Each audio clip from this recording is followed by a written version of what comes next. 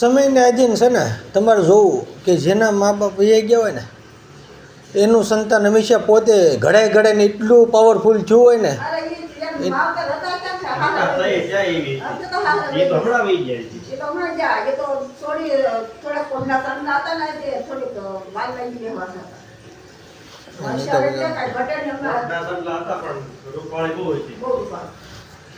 પણ એ તો સમયને આધીન ખાવા પેટ થયો હોય ને એટલે ઓલું થયું હોય.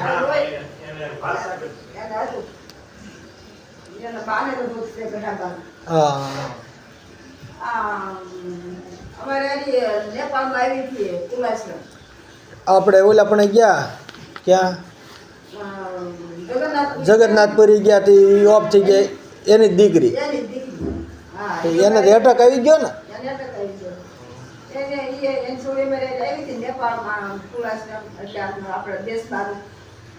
નેપાળ ફૂલ આશ્રમ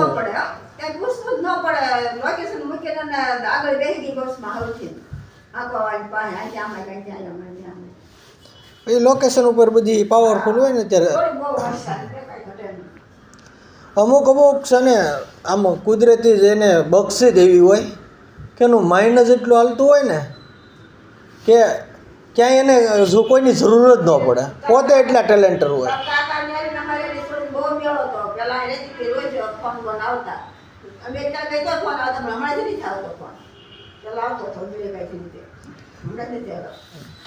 મારો એક મિત્ર છે ને એની કુદરતી બક્ષિસ ખાલી 8 જ ભણેલો છે, ખાલી 8 ભણેલો છે પણ ક્યાંય પાછો ન પડે, ક્યાંય એટલે ક્યાંય પાછું જ ન પડે.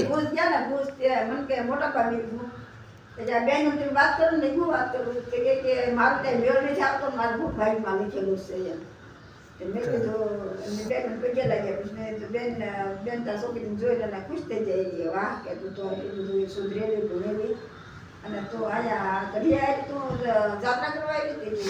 બેન જાત્રા કરવા આવી પણ મારી મોટી ખોટ છે શું મારા ખોટા ચાંદલા થઈ ગઈ શું વાંધો ભલે હોય કે હારા થઈ જાય રસ્તે તો કે પણ કે મારી છોકરી મને મળતું નથી કે ઠેકાણ તો કે મળી જશે કે જાતું નહીં હું કરી શકે નોમ ભરવાનું ચાલુ કરી.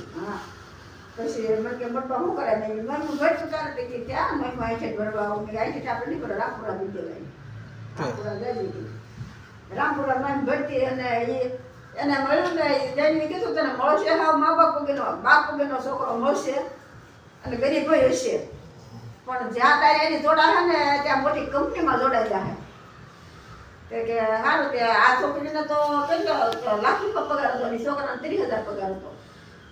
એ એન્જિનિયર હતો અને બાપ નહોતા એને મા હતી ત્યાં એને સાંભળા કર્યા વ્યવહાર કર્યું ઘરે બહાર થઈ જાય બે ક્યાં ગઈ ત્યાં કંપનીમાં જોડાઈ ગયો ભાગીદારમાં લઈ છોકરો.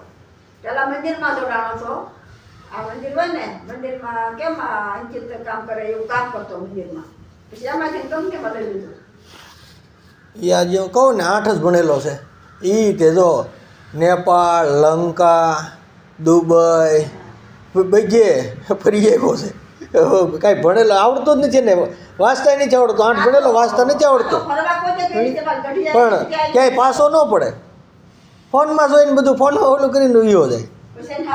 જાત્રા કરવા મોકલ્યા છે બાપા તાર બાપા છે ને તાર બાપા ને બાપા હારી જાવ મંદિરમાં નાવા જાવ હોય દરિયામાં તોય હારી જ્યાં જાવ ને બે જોડી હારી અને તાર કાકા ને ઓલા ભગત રામુ ભગત તે આવી ગયો એ નારી જાય કે આમાં રિક્ષાવાળો હું બાધે